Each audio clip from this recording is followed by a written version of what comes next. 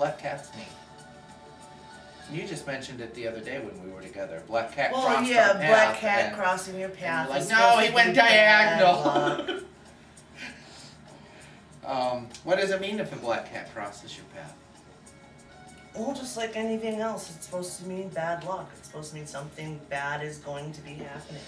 It couldn't mean good luck. So a white cat crossing your path means I'm going to get rich. You know, chances are it means you're going to get hit upside the head. Oh.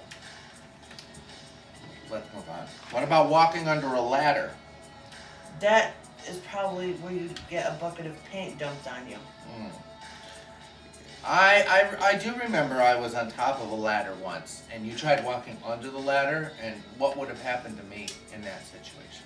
Oh, you would have went flying. Mirrors. Mirrors. There's a huge superstition. This whole entire book here is filled with a ton of things, and mirrors covers many, many pages. Also weddings. Weddings. Mirrors and weddings. Mirrors you have to cover at certain funerals for certain religions. Mirrors are not allowed in babies' rooms in certain religions. A broken mirror, 7 years bad luck. Depending on what the mirror is made out of, whether it's plastic or glass or silver, all depends on, there's so many different things. It's good luck to have a mirror at a wedding as at a centerpiece, but it's bad luck to have a mirror reflecting on the bride and groom during the ceremony. There's just so many different things that concern mirrors. What happens if you break a mirror?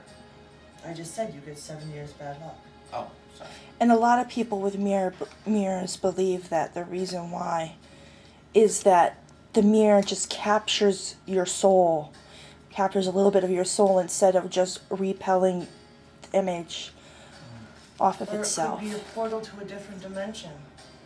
Or because your eyes can see and capture things that aren't really there, you can look into a mirror and you can see somebody standing behind you that really isn't there. Yeah, I've heard a lot of seers, like Nostradamus, use reflections and things to actually... looked into his mirror yeah. and saw the future. Pictures. Having your picture taken is basically the same thing, the capturing of your essence and your soul. They originally thought anybody that had their pictures taken, actually every time you had your picture taken, you were actually taking a piece of your soul, and it would kill you.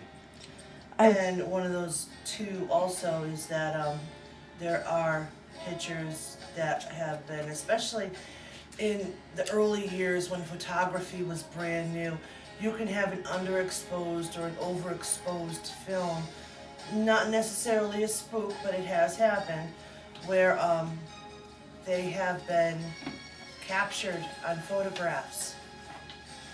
So depending on whether or not where you are and if you know, or if you can make out faces or whatnot, depending on the mirror or on the film, you can tell whether or not you've captured a spirit or whether or not you've just taken an actual photograph.